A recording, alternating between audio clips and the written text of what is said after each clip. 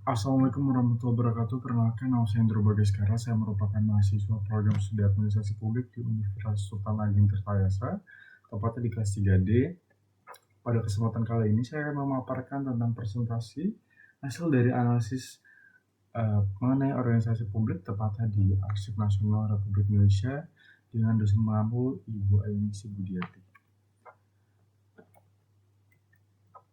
Di sini visi misi Andri yang pertama pasti menjadikan arsip sebagai simpul pemersatu bangsa dalam kerangka negara kesatuan Republik Indonesia yang akan dicapai pada tahun 2025. Dengan misi memberdayakan arsip sebagai tulang punggung manajemen pemerintahan dan pembangunan, memberdayakan arsip sebagai bukti akuntabilitas kinerja organisasi, memberdayakan arsip sebagai alat bukti yang sah.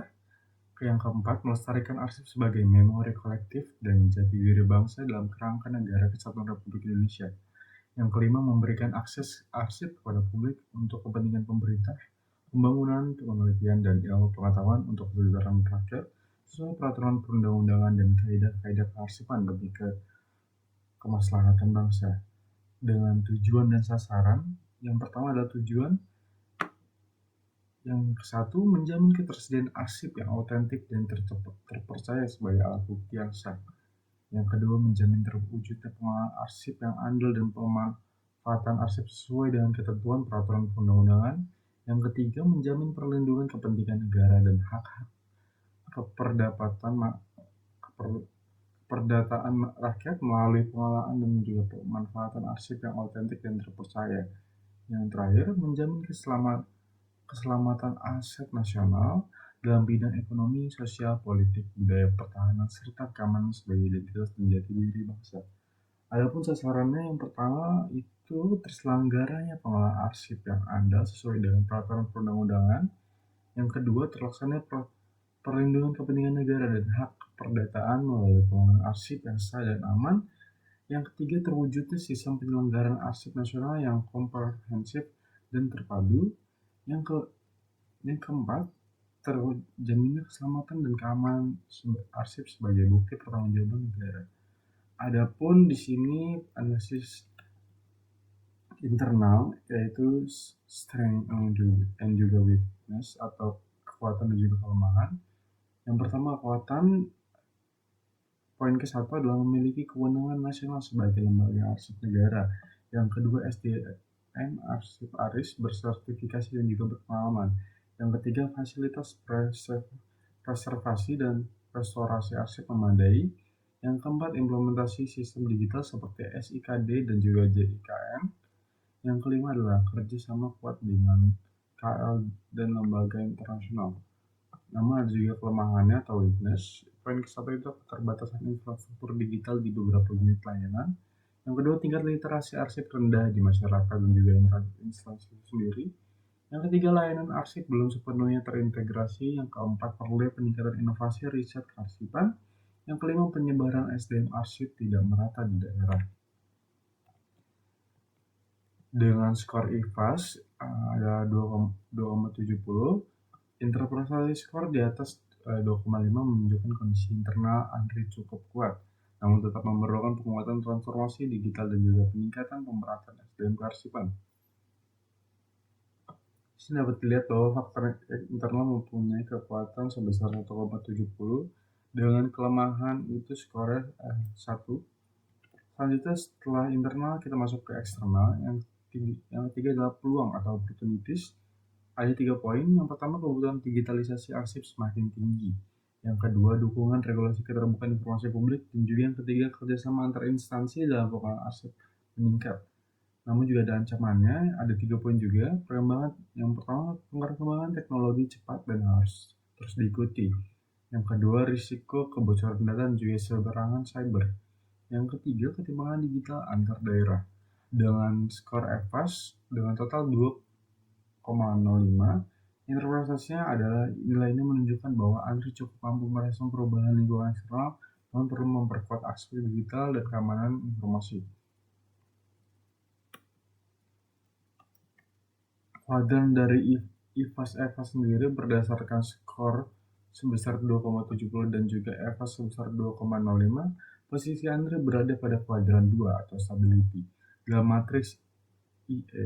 Hal ini menunjukkan bahwa kondisi internal organisasi berada pada tingkat kekuatan yang sedang, sementara respon terhadap lingkungan eksternal masih berada pada level moderat. Dengan posisi ini, Andre perlu mempertahankan kinerja internal yang sudah berjalan baik sambil melakukan perbaikan terarah untuk menyesuaikan diri dengan tuntutan eksternal yang terus berkembang. Strategi yang paling relevan adalah strategi stabilitas, memperkuat aspek-aspek kunci yang sudah efektif, meningkatkan efisiensi, serta mengelola perubahan secara bertahap namun konsisten. Strategi SWOT Andre yang pertama adalah Strength Opportunity, mengembangkan sistem digital arsip nasional yang modern. Yang kedua, memperluas kerjasama berbasis data dengan KL dan pemerintah daerah. Yang kedua adalah Weakness and Opportunities. Yang pertama, meningkatkan literasi kearsipan nasional melalui edukasi publik, integrasi total layanan arsip digital antar instansi. Yang ketiga adalah Strength and Threats. Yang pertama, memperkuat sistem keamanan digital arsip negara. Yang kedua, SOP mitigasi resiko arsip berbasis teknologi. Yang keempat adalah strategi Weakness and Threats. Yang pertama, pelatihan SDM daerah untuk pemerataan kompetensi digital, dan yang kedua adalah standarisasi perlindungan dan penyelamatan arsip sangat rentan. Adapun prinsip-prinsip implementasi manajemen strategi untuk organisasi publik, yang pertama, kejelasan tujuan strategi atau strategic goal clarity. Dengan prinsip, organisasi harus mengkomunikasikan tujuan strategis yang jelas, terukur, dan terhubung ke visi. Relevansi dengan Andre apa? Relevansi adalah penetapan tujuan digitalisasi, pelestarian arsip strategis, dan juga penguatan layanan harus jelas dan dapat terukur. Yang kedua, penyelarasan strategi dengan proses dan unit kerja atau organization alignment. Dengan prinsip, setiap unit dan proses harus terhubung langsung dengan strategi utama. Dengan relevansi Andre adalah semua unit, deputi, pusat, dan bidang harus bergerak selaras dengan arah Renstra Andre. Yang ketiga, penggunaan indikator kinerja yang terintegrasi atau integrated performance measurement. Dengan prinsip itu, pengukuran kinerja harus menggunakan indikator yang konsisten dari tingkat organisasi hingga individu. Dengan relevansi Andre, IKU atau IKU, indikator Renstra, sehingga SKP pegawai harus saling terhubung. Yang keempat, sistem monitoring dan review berkala atau strategi review system. Dalam prinsip, strategi dievaluasi dalam siklus berkala untuk menjamin adaptasi dan perbaikan berkelanjutan. Relevansi dengan Andre, review triwulan atau semester terhadap pencapaian dan strategi program prioritas nasional. Di sini ada the balance scorecard. Dari segi finansial terdapat skor sebanyak 93%, customer 95%, internal 89%, learning and growth itu 85%. Kesimpulannya, Andri memiliki dasar strategi yang kuat dalam menjalankan fungsi kearsipan nasional. Kekuatan utama berada pada kompetensi SDM, kewenangan lembaga, dan penerapan sistem digital. Meski masih menggunakan kendala seperti literasi arsip dan infrastruktur yang belum merata, lingkungan eksternal memberikan peluang besar melalui kedolongan digitalisasi dan regulasi, namun juga membawa risiko seperti keamanan cyber dan ketimpangan digital daerah. Secara keseluruhan, Andre berada pada posisi stabil untuk mempertahankan kinerja sambil meningkatkan transformasi digital dan integrasi layanan strategik dan marudi yang dirumuskan menekankan penguatan